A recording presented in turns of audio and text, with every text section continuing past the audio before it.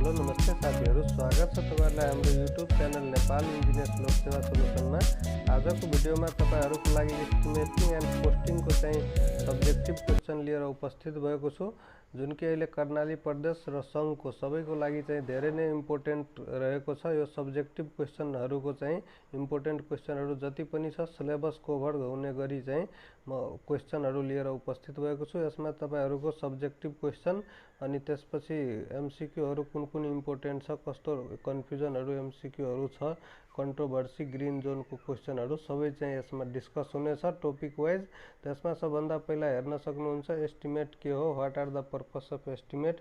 त्यसपछि method of estimate के हो, what are the requirement of good estimate को रिक्वायरमेन्टहरु के हो। त्यसपछि मेथड अफ एस्टिमेट र त्यसपछि कुन मेथडबाट चाहिँ एस्टिमेट गर्न सकिन्छ र यसको रिलेटेड कतिवटा एमसीक्यूहरु कुन चाहिँ इम्पोर्टेन्ट एमसीक्यूहरु छ त्यसको बारेमा पनि हामी यसमा डिस्क्राइब गर्छौं। र यसमा रुल फर डिडक्सनहरुको के कस्तो केसेसहरु छ जुन कि ऑब्जेक्टिभ पोइन्ट अफ भ्यूले पनि धेरै इम्पोर्टेन्ट छ, त्योहरु पनि हामी डिस्कस गर्छौं। तथा यसमा चाहिँ what are the type of estimate, कुन एस्टिमेटको टाइपहरु छ त्यसको बारेमा पनि हामी डिस्कस गर्छौं यसमा। र अर्को चाहिँ यसमा के छ भन्दाखेरि यो टाइप अफ एस्टिमेट पछि स्पेसिफिकेसनहरु भयो, युनिट अफ मेजरमेन्टहरु भयो, त्योहरु सबै डिस्कस हुन्छ यसमा। What are the rate analysis, what are the purpose of rate analysis, योहरु पनि हामी डिस्कस गर्छौं जुन कि इम्पोर्टेन्ट क्वेशनहरु छ डिप्लोमा लेभलको लागि पनि, एसिस्टेन्टको लागि पनि, सबैको लागि यो इम्पोर्टेन्ट क्वेशनहरु छ। नोर्म्स अफ रेट एनालाइसिसको नोर्म्सहरु गभर्नमेन्टले चाहिँ के नोर्म्स निकालेको छ यसको बारेमा पनि हामी डिस्कस गर्छौं, जुन कि अहिले सोधेको पनि थियो कर्णाली प्रदेशमा चाहिँ नोर्म्स फर द रेट एनालाइसिस कसरी गरिन्छ, गभर्नमेन्टले चाहिँ कसरी रेट एनालाइसिस को काम गर्छ त्यो पनि सोधेको क्वेशन हो। अर्को चाहिँ यसमा चाहिँ एमसीक्यूहरु पनि जति तपाईहरुलाई कन्फ्युजन हुन्छ त्यसको बारेमा पनि हामी लास्टसम्म डिस्कस गर्छौं, त्यही भएर तपाईहरु भिडियो लास्टसम्म हेर्नु होला। What are the specification, purpose of specification and write the types of specification in detail. त्यो स्पेसिफिकेसनको बारेमा पनि हामी पढ्छौं। र अर्को के छ भन्दाखेरि डिफाइन भ्यालुएसन, भ्यालुएसन कसरी गरिन्छ, what are the valuation, also describe the type of valuation, यो पनि हामी डिस्कस गर्छौं। र त्यसपछि अर्को के छ भन्दाखेरि यो टाइप्स अफ भ्यालुएसनको बारेमा पनि जतिवटा मेथड छ सबैको डिस्क्राइब गर्नेछु। र इजी तरिकाले what are the factor of affecting the rate एनालाइसिसको फ्याक्टरहरु के छ, कुन फ्याक्टरले चाहिँ रेट एनालाइसिसले इफेक्ट गर्ने काम गर्छ त्योहरु पनि हामी यो भिडियोमा हेर्नेछौं। र अर्को चाहिँ स्पेसिफिकेसन के हो, स्पेसिफिकेसनको पर्पस के छ त्योहरु पनि हामी सिम्पल ल्याङ्ग्वेजमा बुझ्ने गर्छौं। यो चाहिँ एकचोटी हेरिसकेपछि तपाईहरु केही लेखेर आउन सक्नुहुन्छ। त्यस्तो चाहिँ इम्पोर्टेन्ट जति पनि क्वेशन छ यो estimate related, what are the valuation, purpose of भ्यालुएसनहरु जति पनि छ सबै चाहिँ यसमा हामी एउटा भिडियोमा चाहिँ समेट्ने कोसिस गर्छौं। त्यही भएर भिडियो नछुटाइकन लास्टसम्म हेर्नु होला। र हाम्रो च्यानलसँग यदि जुड्नु भएको छैन भने यस्तै टाइपको भिडियोहरु एमसीक्यू त धेरै नै अपलोड छ हाम्रो च्यानलमा, र हाम्रो च्यानलमा अहिले चाहिँ एमसीक्यूहरु पनि धेरै अपलोड छ, त्यही भएर पहिलाकै एमसीक्यूहरु हेर्दा हुन्छ। सब्जेक्ट वाइज पनि धेरै अपलोड गरिसकेको छु। यो चाहिँ सब्जेक्टिभ पोइन्ट अफ भ्यूले पनि अब सबै प्रदेशमा सब्जेक्टिभ पोइन्ट अफ भ्यू चाहिँ राख्न आँटेछ। यो चाहिँ संघको लागि विशेष चाहिँ संघको लागि र कर्णाली प्रदेशमा छ सब्जेक्टिभ यो एस्टिमेटको चाहिँ। त अहिले चाहिँ यो संघको लागि पढौं। व्हाट इज एस्टिमेट, एस्टिमेट के हो, what are the purpose of estimate. यदि यो 5 नम्बरमा सोध्दाखेरि हामी कसरी चाहिँ लेख्छौं त एस्टिमेट सबभन्दा पहिला यो च्याप्टर नै यस्तो हो कि पछिसम्म पनि यदि तपाईहरु स्थानीय तहमा जानुभयो भने, कतै प्रदेशहरुमा जानुभयो भने त्यहाँ पनि यो सबभन्दा पहिलाको कामहरु नै यही हुन्छ, एस्टिमेट गर्न दिन्छ सबभन्दा पहिला। त्यही भएर एस्टिमेटमा चाहिँ डिटेलमा बुझौं है त। एस्टिमेट के हो त, estimate is the process of calculating approximate quantity or probable cost. यसले चाहिँ रियल कोस्ट र कति कोस्ट लाग्छ त्यो चाहिँ दिँदैन, एउटा प्रोबेबल र एप्रोक्सिमेट कोस्ट दिन्छ of a various item of work before construction of any structure. Before construction of any structure हामीलाई एस्टिमेट गर्नुपर्छ कति कोस्ट लाग्छ त्यो स्ट्रक्चरको लागि, त्यो अनुसारले हामी ई बिडिङको कामहरु अगाडि बढाउँछौँ। त्यही भएर एस्टिमेट के हो त, it is the process of calculating approximate quantity and probable cost of various item of work before construction of any structure. कुनै पनि स्ट्रक्चर कन्स्ट्रक्सन गर्नुभन्दा पहिला हामी एस्टिमेट गर्ने काम गर्छौँ, जुन एस्टिमेट चाहिँ एप्रोक्सिमेट एस्टिमेट हुन्छ, त्यो रियल चाहिँ हुँदैन र actual cost of the structure चाहिँ निकाल्नु छ भने त्यो आफ्टर कम्प्लिसन अफ प्रोजेक्ट मात्रै हुन्छ। र पर्पस अफ एस्टिमेट के हो त, पर्पस अफ एस्टिमेटको बारेमा बुझौँ।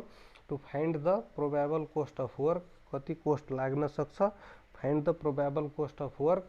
र अर्को के छ त, to find the quantity of various material and labour required to arrange labour as per work. त जति क्वान्टिटी कति चाहिन्छ मेटेरियलको त्यो पनि एप्रोक्सिमेट हामीलाई थाहा हुनसक्छ। यो एस्टिमेट गरिसकेपछि त्यतिसम्म लगभग थाहा भइहाल्छ एप्रोक्सिमेट कति लाग्छ। र total arrange labour as per work. र अर्को के छ त, for timely procurement of construction material, timely procurement of construction material पनि गर्न सक्छौँ। र अर्को चाहिँ फर द एक्जिस्टिङ प्रोपर्टीको चाहिँ जुन एक्जिस्टिङ बनिसकेको प्रोपर्टीकोहरूको पनि भ्यालुएसन गर्ने बेला चाहिँ एस्टिमेट गर्नुपर्छ। सबभन्दा पहिला एस्टिमेट इज रिक्वायर्ड फर भ्यालुएसनको लागि पनि हामीलाई एस्टिमेट गर्नुपर्छ। जुन एक्जिस्टिङ प्रोपर्टी छ, बिल्डिङहरू छ, कुनै स्ट्रक्चर छ, त ल्यान्डहरू छ, त्यो सबैको पहिला सुरुमा चाहिँ त्यो चाहिँ एस्टिमेट गर्नुपर्छ। To have an idea of time of completion of work any project, जुन टाइम अफ कम्प्लिसन छ, कति टाइम लाग्न सक्छ कुनै पनि प्रोजेक्टमा, त्यो पनि यो एस्टिमेट गरिसकेपछि हामीलाई थाहा हुन्छ। त यो आइडियाहरू थाहा पाउनको लागि एप्रोक्सिमेट जति पनि यो चिजहरू छ सबै हामीलाई एस्टिमेटबाट चाहिँ थाहा हुन्छ। त यही पर्पस कुन हो त, यही पर्पसहरू हो। र अर्को to help the department office inviting tender invite गर्नको लागि चाहिँ सबभन्दा पहिला एस्टिमेट गर्ने गर्छ। त्यो सरकारले चाहिँ एस्टिमेट गराउने काम गर्छ, अनि मात्रै टेन्डर इन्भाइटिङ अफ टेन्डरको काम चाहिँ हुन्छ। To help checking work done by contractor, कन्ट्र्याक्टरले चाहिँ कति काम गर्यो, कति बाँकी छ, त्यो पनि चेक गर्नको लागि एस्टिमेट गरेकोबाट चाहिँ थाहा पाउन चाहिँ सकिन्छ। त एक्चुअल कोस्ट अफ कन्स्ट्रक्सन जुन छ, एक्चुअल कोस्ट अफ वर्क कसरी थाहा पाउँछ त, ओन्ली कम्प्लिसन, जुन काम भइसकेपछि मात्रै actual cost of construction, actual cost of work चाहिँ आफ्टर कम्प्लिसन अफ वर्क मात्रै थाहा पाउन सकिन्छ। यही लेखेको छ। र यो अब्जेक्टिभ पोइन्ट अफ भ्यूले पनि धेरै इम्पोर्टेन्ट छ। एस्टिमेटिङ एन्ड कोस्टिङबाट चाहिँ यसबाट चाहिँ एउटा के क्वेसन, इम्पोर्टेन्ट क्वेसन सोधिरहेको हुन्छ खासमा लोकसेवामा। Actual and estimated cost of any work should not be differ by, जुन एस्टिमेट गरे हुन्छ हामीहरूले, जुन चाहिँ एस्टिमेट गरेको हुन्छ कुनै पनि वर्कको, त्यसको चाहिँ जुन छ त्यसको चाहिँ एक्सिड हुनु भएन कि, सुड नट एक्सिड 10% भन्दा चाहिँ बढी हुनु भएन। त्यसको चाहिँ क्यालकुलेसन जुन गर्नुहुन्छ एस्टिमेटको चाहिँ त्यसको चाहिँ भ्यारी गर्नु भएन, 10% भन्दा बढी भ्यारी गर्नु भएन। र 5% भन्दा बढी भयो भने त्यो रिभाइज एस्टिमेट गर्न मिल्छ। र त्यसको चाहिँ 10% भन्दा बढी एक्सिड गर्नु भएन, त्यो पनि सुड नट एक्सिड यदि सोद्धाखेरि 10%मा चाहिँ टिक लगाउनु होला। यो एउटा इम्पोर्टेन्ट क्वेसन हो। र अर्को चाहिँ यो यसको रिलेटेड यो एमसिक्यू थियो। अर्को के छ, what are the requirement of good estimate. Good एस्टिमेटको के रिक्वायरमेन्ट छ त, एमा छ एक नम्बरमा full dimension drawing to scale. जुन ड्रइङ छ नि त्यो चाहिँ फुल डाइमेन्सन ड्रइङ टु स्केलमा हुनुपर्छ। एउटा यो रिक्वायरमेन्ट भयो। जुन हामीहरू ड्रइङ अटोक्याडमा गर्छौँ त्यो स्केलमा हुनुपर्छ। फुल डाइमेन्सनहरू कतै पनि छुट्नु भएन, त्यो फुल डाइमेन्सन ड्रइङ चाहियो। अर्को चाहिँ डिटेल स्पेसिफिकेसन चाहियो। क्वालिटी टाइप अफ मेटेरियलको चाहिँ डिटेलमा स्पेसिफिकेसन चाहिन्छ एस्टिमेट गर्नको लागि, कस्तो टाइपको मेटेरियल छ, क्वालिटी के छ मेटेरियलको। किनकि चाहिँ त्यो के हुन्छ भन्दाखेरि डिटेल एस्टिमेटमा यदि छैन भने कुन क्वालिटीको मेटेरियल छ त्यो थाहा हुँदैन होइन। त्यो चाहिँ डिटेल एस्टिमेटमा छ, डिटेल एस्टिमेट चाहिन्छ, त्यो चाहिँ एउटा रिक्वायरमेन्ट भयो। र अर्को चाहिँ सेड्युल अफ रेट चाहिँ एउटा चाहिँ गुड एस्टिमेटको रिक्वायरमेन्ट हो। मोड अफ मेजरमेन्ट केमा मेजर गरिएछ त्यो पनि, मोड अफ मेजरमेन्ट पनि एउटा यो चाहिँ इम्पोर्टेन्ट रिक्वायरमेन्ट हो गुड एस्टिमेटको। र मेथड अफ क्यालकुलेटिङ क्वान्टिटी हामी कसरी क्यालकुलेट गर्छौँ त, यसमा चाहिँ 3वटा मेथड रहेको छ, 4वटा मेथड पनि छ। त्यो बुक हेरी डिफ्रेन्ट छ। अब यसमा के छ भन्दाखेरि method of calculating estimate mainly चाहिँ long wall and short wall method, जसलाई चाहिँ in to in or out to out method भन्छौँ, र अर्को चाहिँ सेन्टर लाइन मेथड, र अर्को क्रसिङ मेथड, र डीमा के छ भन्दाखेरि बे मेथड पनि छ। र त्यो चाहिँ 4वटा मेथड खासमा मेथड अफ क्यालकुलेटिङ एस्टिमेटको रहेको छ। र अर्को चाहिँ long wall and short wall method चाहिँ के हो भन्दाखेरि long and short wall method भन्नाले अब जस्तो कि यो चाहिँ फिगर हेर्न सक्नुहुन्छ, यसमा के छ भन्दाखेरि यो outer to outer, out to out जुन छ यसलाई चाहिँ क्यापिटल एल, र यसको चाहिँ थिकनेस, वालको चाहिँ थिकनेस टी छ, र अर्को यो चाहिँ बी चाहिँ ब्रेड्थ रहेको छ। त्यसमा चाहिँ क्वान्टिटी कसरी निकाल्ने त, सबभन्दा पहिला एरिया इन्टु हाइट गरेर क्वान्टिटी निकाल्न सकिन्छ। र एरिया हामी कसरी निकाल्ने त, area equal to capital L into T, capital L into T मतलब थिकनेस भयो, र यो एउटा लङ वाल भयो भने यो एउटा लङ वाल भन्नाले चाहिँ जसको डाइमेन्सन ठुलो छ, सर्ट वाल भन्नाले जसको डाइमेन्सन सानो छ। सिम्पली यसरी बुझ्दा हुन्छ, यो र यो वाल भनेर दुईवटा वाल भयो, र एल इन्टु टी गर्दाखेरि एरिया आउँछ, यसको पनि एल इन्टु टी गर्दाखेरि एरिया आउँछ। त्यही भएर एल इन्टु टी इन्टु 2 गरिदिने, र plus of B into T into 2 गरिदिने। त यसरी चाहिँ 2 into L plus B into T, यो चाहिँ क्वान्टिटी निकाल्दाखेरि इन्टु हाइटले मल्टिप्लाई गरिदिनुपर्छ, कति हाइटको त्यो बिल्डिङ रहेको छ। यसरी चाहिँ quantity long wall and short वालबाट हामी निकाल्छौँ। र in this method for long wall running in longitudinal direction that is out to out and short wall running in cross direction यानी कि transverse direction in to in calculate गर्न सकिन्छ। Calculated the quantity is obtained by multiplying length by breadth by height. त्यसरी चाहिँ quantity निकाल्ने गर्छौँ। यो चाहिँ long wall short wall method भयो। तर चाहिँ सेन्टर लाइन मेथडमा के छ त, सेन्टर लाइन मेथड भन्नाले रहेको सेन्टर, सबभन्दा पहिला सेन्टर ड्र गरिहाल्नुपर्छ। त सेटिङ आउट गर्दा पनि यो सेन्टर लाइन ड्रइङमा हुन्छ, र सेन्टर लाइनबाट चाहिँ सबभन्दा इजी पनि हुन्छ। कसरी चाहिँ निकाल्ने त यसमा त, यसमा जस्तो कि थिकनेस टी भयो, र स्मल एल चाहिँ सेन्टर टु सेन्टर डिस्टेन्स छ भने क्यापिटल एल चाहिँ आउट टु आउट डिस्टेन्स छ, small B centre to centre distance छ, क्यापिटल बी चाहिँ आउट टु आउट डिस्टेन्स छ। त्यसरी चाहिँ एल निकाल्नको लागि, स्मल एल निकाल्नको लागि क्यापिटल एल माइनस अफ यतापट्टि हाफ थिकनेस अफ वाल भने यतापट्टि half thickness of wall deduction गर्नुपर्छ। त्यस्तै चाहिँ ब्रेड्थमा पनि गर्नुपर्छ। त्यसरी गर्दाखेरि टोटल सेन्टर लाइन लेन्थ पनि निकाल्दा हाम्रो सेम आउँछ। Total centre line length L is equal to 2 into L plus B into T नै आउँछ। र यो गरिसक्दा in this method total length of the centre line short and long are summed and quantity is calculated by multiplying length by breadth by height। त्यसरी नै centre line लेन्थबाट चाहिँ centre लाइनबाट यसरी centre line लेन्थबाट चाहिँ निकाल्न सकिन्छ। टोटल सेन्टर लाइन लेन्थ यसमा सुरुमा निकाल्नुपर्छ। इट इज क्विक मेथड पनि हो, क्विक मेथड पनि हो then the long wall short and method. त यसरी चाहिँ यो एमसीक्यूमा पनि सोधिरहेको हुन्छ, यसरी याद राख्नु होला। क्रसिङ मेथड के हो त?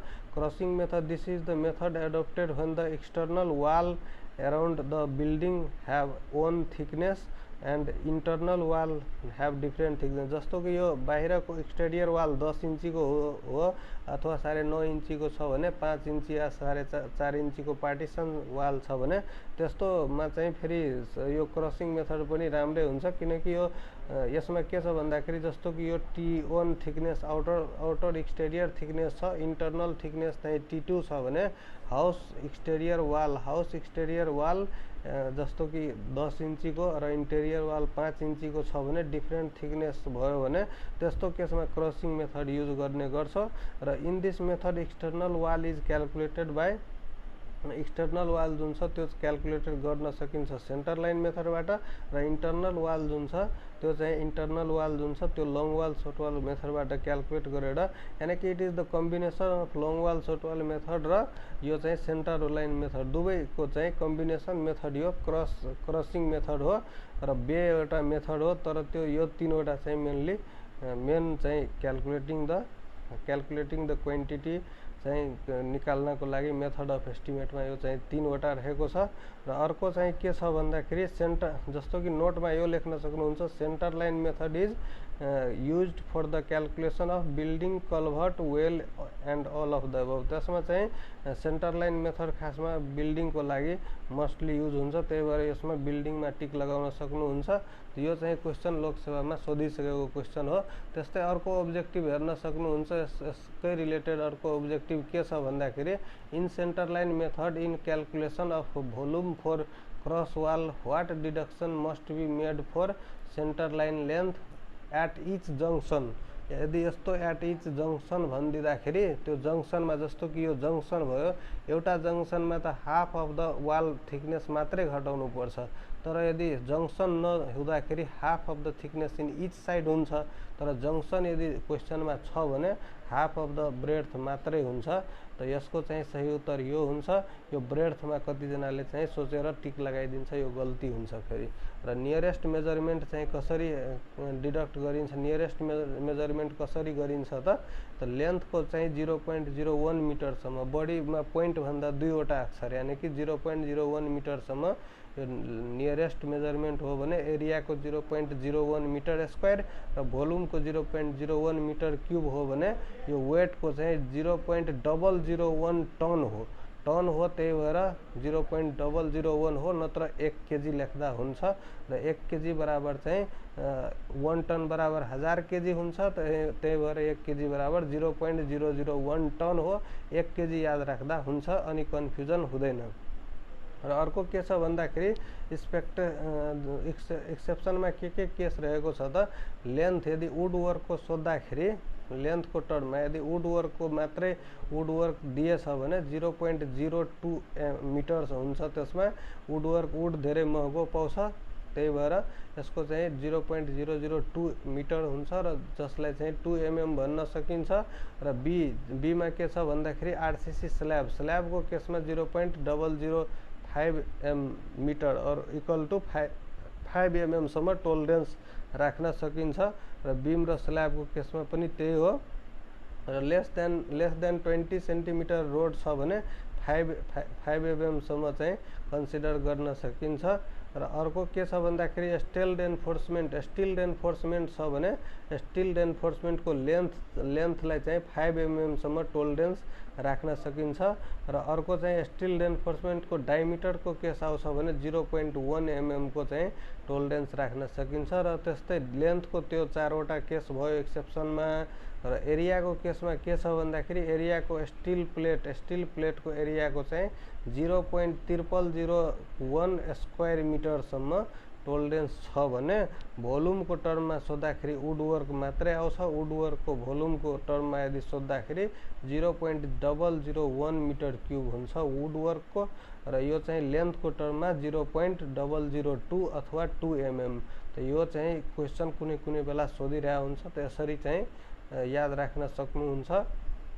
अब अर्को के छ, एउटा यस्तै रिलेटेड के छ एमसीक्यू भन्दाखेरि weight of item is measured correct nearest to weight of item direct दिएको छ भने वेट अफ आइटम कुनमा आउँछ त वेट अफ आइटम तपाईको डाइरेक्ट यसमा आउँछ नियरेस्ट मेजरमेन्ट 1 केजी हुन्छ अथवा 0.001 टन हुन्छ।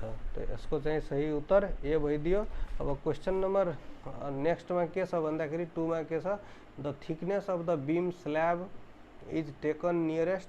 त बीम र स्ल्याबको थिकनेस यदि सोधिएछ भने तोकेर बीम र स्ल्याबको थिकनेस सोधिएछ भने तोकेर छ भने यो 5 mm हुन्छ है।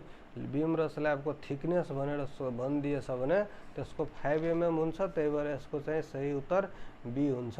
र अर्को brick wall is measured in square metre if thickness of the wall is 10 centimetre. यो सबैलाई थाहा होला। यो हाफ ब्रिक वालको चाहिँ स्क्वायर मिटरमा गरिन्छ भने रुल फर डिडक्सनको केस के छ यो पनि बुझो। रुल फर डिडक्सनको case for opening less than 0.1 metre square छ भने 1000 सेन्टिमिटर स्क्वायर हुन्छ भने नो डिडक्सन इज मेड। यानी कि जुन ओपनिङ जस्तो कि वालहरुमा ओपनिङ हुन्छ त्यसको एरिया कति भित्र छ भने त्यसको चाहिँ क्वान्टिटी हामीहरू मेजर गर्दैनौँ। For opening less than 0.1 square metre को भित्र छ भने अथवा 1000 सेन्टिमिटर स्क्वायर छ भने डिडक्सन गर्नु पर्दैन। र फर वुडवर्क जुन छ त्यो एस्टिमेटलाई टिपिकल नबनाउनको लागि यो काम गर्छ। र 2 नम्बरमा फेरि के छ भन्दाखेरि फर वुडवर्क अथवा फोमवर्क भनिदिएछ भने ओपनिङ लेस देन 0.4 मिटर स्क्वायरसम्म चाहिँ डिडक्ट गर्दैनौँ हामी। यो वुडवर्कको केसमा चाहिँ हुन्छ अथवा फोमवर्कको केसमा यो चाहिँ वुडवर्कको केसमा 0.4 मिटर स्क्वायरसम्म छ एरियाको टर्ममा। र no deduction is made for the स्टिलको केसमा अफ कङ्क्रिट no deduction is made for bearing of floor and slab. Floor र स्ल्याबहरूको चाहिँ केसमा चाहिँ no deduction is made for bearing of floor and स्ल्याबको केसमा। र नो डिडक्सन फर द कङ्क्रिटको केसमा steel in volume of concrete. र अर्को चाहिँ जुन चाहिँ जस्तो कि हामी कङ्क्रिट गर्छौँ नि, कङ्क्रिटिङ गर्छौँ त्यसमा स्टिल जुन छ स्टिल हामी युज गर्छौँ। त स्टिलको चाहिँ क्वान्टिटी त्योबाट घटाउँदैन किनकि 8वटा रड लाग्छ भने कुनै पनि कोलममा। अब त्यसको क्वान्टिटी घटायो भने एस्टिमेट धेरै टिपिकल हुन जान्छ र त्यसले खासमा प्रभाव पनि पार्ने होइन धेरैको, त्यही भएर त्यो चाहिँ डिडक्सन गर्दैनौँ। त्यही भएर त्यसमा यो लेखेको छ 3 नम्बर पोइन्टमा। 4 नम्बर पोइन्टमा के छ भने बियरिङ अफ फ्लोर र स्ल्याबको चाहिँ बियरिङ हामी घटाउँदैन। जुन बिम चाहिँ वालमा छिरे हुन्छ अलिकति हुन्छ क्वान्टिटी, त्यो चाहिँ हामी डिडक्ट गर्दैनौँ। नो डिडक्सन त्यसको केस छ। र रुल यही हो रुल अफ नो डिडक्सनको। र no deduction is made for the pipe diameter having the area less than 100 centimetre square छ भने पाइपको केसमा पनि त्यसको चाहिँ नो डिडक्सनको केस हुन्छ भने। Rule for deduction for paintings and प्लास्टरिङको के छ भन्दाखेरि for opening less than 0.5 metre square छ भने नो डिडक्सन हुन्छ यो पेन्टिङको केसमा। र यो चाहिँ कतै पेन्टिङ बडी भइदिन्छ, कतै पेन्टिङ चाहिँ गरे हुन्छ, त्यो चाहिँ डिडक्ट गर्नु पर्दैन। त्यो चाहिँ एरिया त्यसको लिमिट छ यो 0.5 मिटर स्क्वायर। र ओपनिङ 0.5 to 3 मिटर स्क्वायर छ भने ओन्ली साइड डिडक्टिङ हुन्छ। प्लास्टरिङको केसमा चाहिँ जस्तो कि for opening 0.5 to 3 metre square जस्तो ओपनिङ छ भने ओन्ली साइड डिडक्टिङ प्लास्टरिङको चाहिँ वन साइड डिडक्टिङ चाहिँ गरिन्छ र अर्को साइड चाहिँ त्यसमा पुट गर्न सकिन्छ। For opening greater than 3 metre square छ भने बोथ साइड डिडक्सन हुन्छ।